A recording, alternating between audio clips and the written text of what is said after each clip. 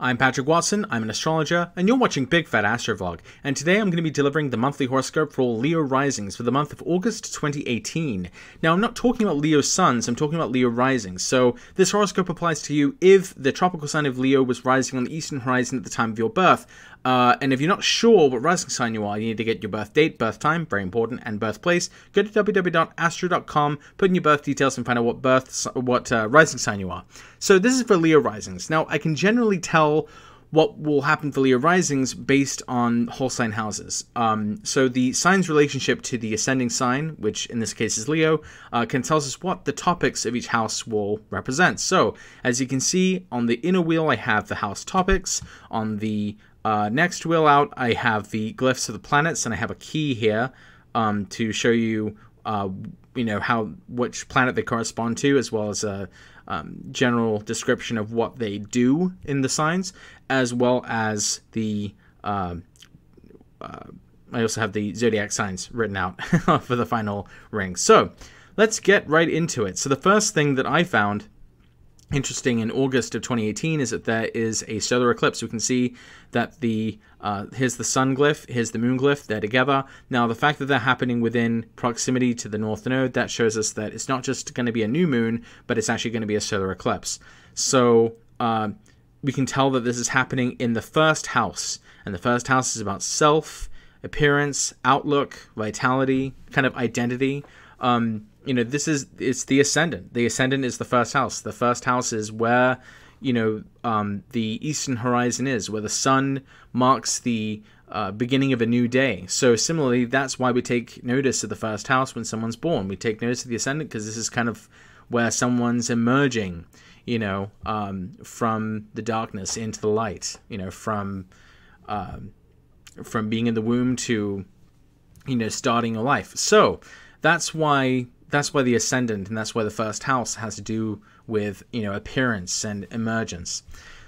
So having a solar eclipse occur in your first house shows us that this is the beginning of a approximately year-long period where you're going to, this year-long period will concern itself in some way with kind of your identity, how you perceive yourself, how others perceive you, as well as your motivations and how you want to be seen. It has those kinds of topics associated with it. So oftentimes it's kind of funny because I'm not saying this will happen to you, but what I've noticed for a lot of presidential candidates, they often have eclipses happening in their first house, and that's usually an indication, of like what's happening to them. Like they're trying to aspire to high office. They want to be seen a certain way. They want to be seen as leaders. They are remaking themselves to present themselves in the best possible light. So obviously this happens in a lot of other contexts too, not just politics. But that's kind of what this eclipse will be about. It will be about I guess reinvigorating or reconnecting with who you are, like, and how you want to present yourself. Now, the interesting thing about this is this particular eclipse is configured with Mercury and Jupiter, since Mercury is close by at 14 Leo and Jupiter is close by at 14 Scorpio. It's in a close square to the eclipse as well as to that Mercury retrograde. So those are going to tie in. So let me explain. So Mercury is retrograde at the beginning of the month, and it doesn't go direct until August 19th. So Mercury retrogrades are stereotypically associated with communication blunders and mishaps, schedule mix-ups, things going wrong, things getting broken, having to replace things, having to do things over again, reconnecting with people you haven't seen for ages, communication going a bit haywire. So those are kind of the general things, and we can see that since it will be happening in the first house, this will be very on the surface for you. Like this, there'll be in some way. There's another thing which Mercury does, which is it usually presents a kind of question or opportunity or choice that you kind of have to struggle with, and sometimes you go back and forward over like whether you should do this thing or not. So it's kind of a period of indecision, and we get these things like 3 times a year. So I guess that's why it feels like a lot of life is that way. But I've noticed, particularly with Mercury retrogrades, that it's this time of review. Like, wait a sec, is this actually the right thing to do? So the fact that this is happening in your first house, maybe this is, you kind of worried or thinking about what you're going to be doing. But with the eclipse happening, it's kind of showing that, like, you're kind of, it's going to happen, whatever it is. Now, this sounds incredibly vague. So let's bring in Jupiter. So Jupiter is in the 4th house. And so the conventional interpretation of this aspect is, expansion and wealth and opportunities in the home or because of parents.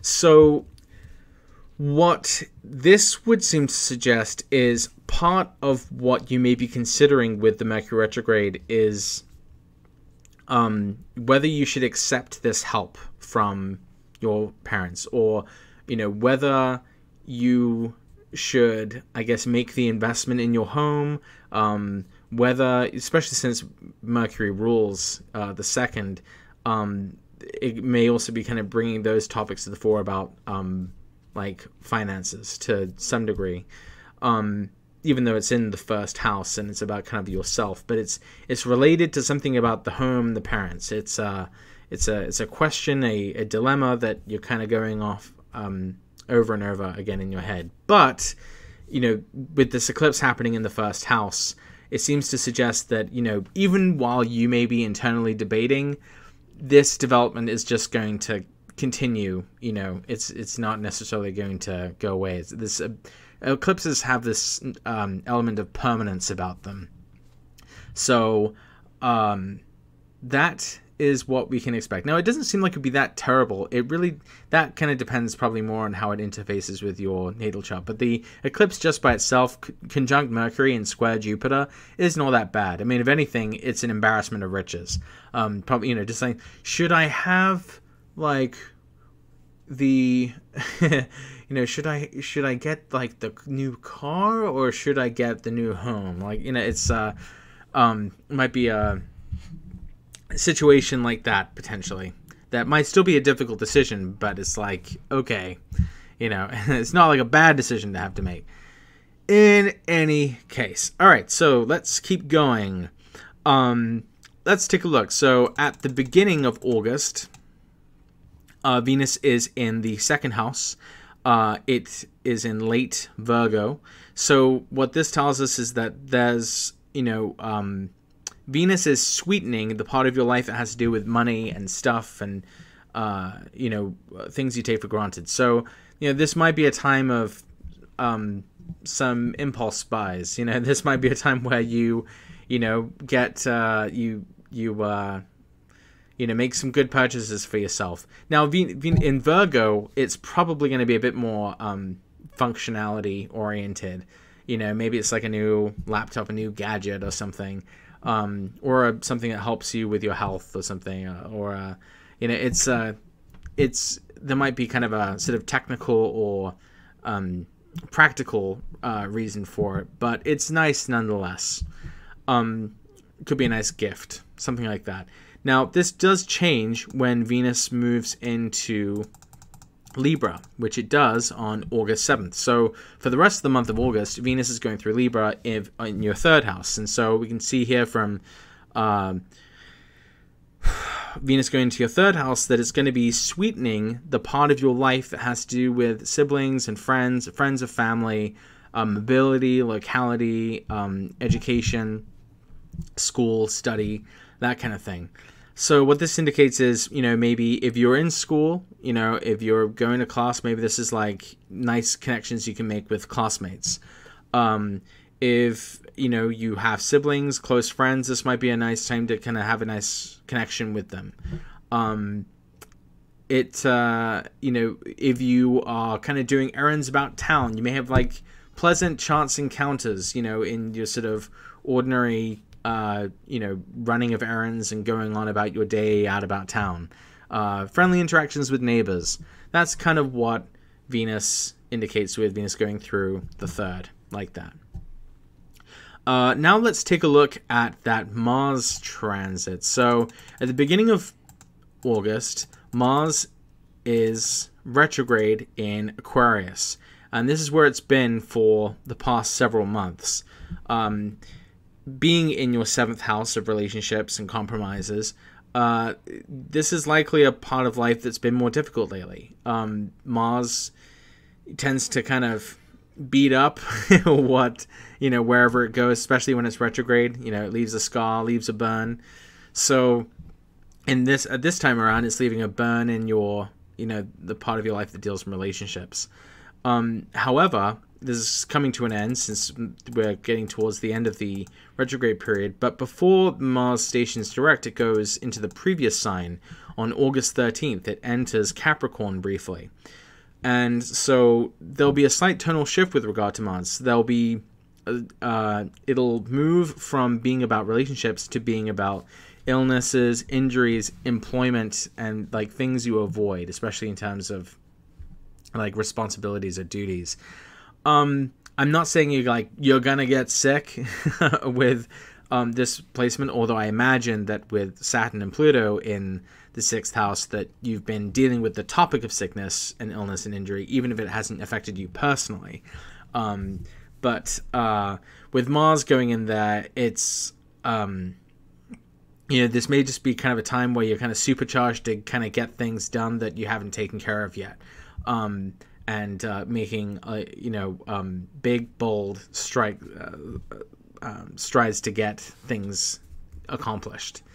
And Mars stations direct on August 28th, and that will probably be the that is when the retrograde period ends. So it will be the beginning of being able to move on past the battle that Mars, has been waging in Aquarius. But it'll also be, just kind of resolving and wrapping things up from that point forward. So that's kind of what it's doing in August. It's moving from your relationships to the part of your chart dealing with like duties and illness and injury and like the workplace. There may also be like antagonism with employees or customers if you're an employee in a kind of service position. It can be antagonistic encounters with people who are in like service positions towards you. So last thing I noticed is a couple of days before that, there's a full moon at 3 degrees of Pisces. This is happening in your 8th house. This happens every year. You get a full moon in each one of the houses every month. So either in late August or in the month of September, you get a full moon in Pisces, and it's going to be happening in everyone's chart in some place of their chart. So for you, this will be lighting up, 8th house topics, the topics of loans and taxes, fees, bills, as well as some the more metaphysical significations like taboos and death, the topic of death. And this doesn't mean like your own death. You're not going to die unless you do, but you're not going to die, all right? Or if you do, it's not because of this, because it happens every year and you don't die every year. But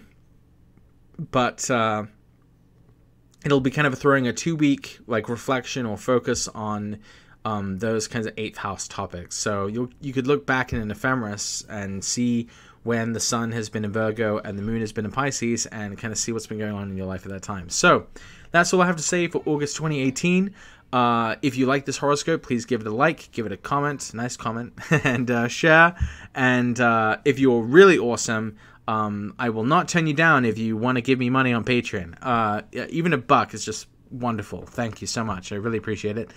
And if you're curious to see what I would have to say about your chart personally, I do have my services listed on my website, so go to www.bigfatastro.com. Just go on the services tab. And if you want to do it more on a budget, I also have my Big Fat Astro Natal Horoscope Report available for $20, and that's you just put in your birth details, and it gives you a huge report that I wrote myself. my custom interpretations of all the planets and all the signs and houses and aspects. So it's a pretty good deal. And so I hope you have a good August 2018, and I would love to hear kind of what happens to you. And thanks for watching, and I'll see you next time.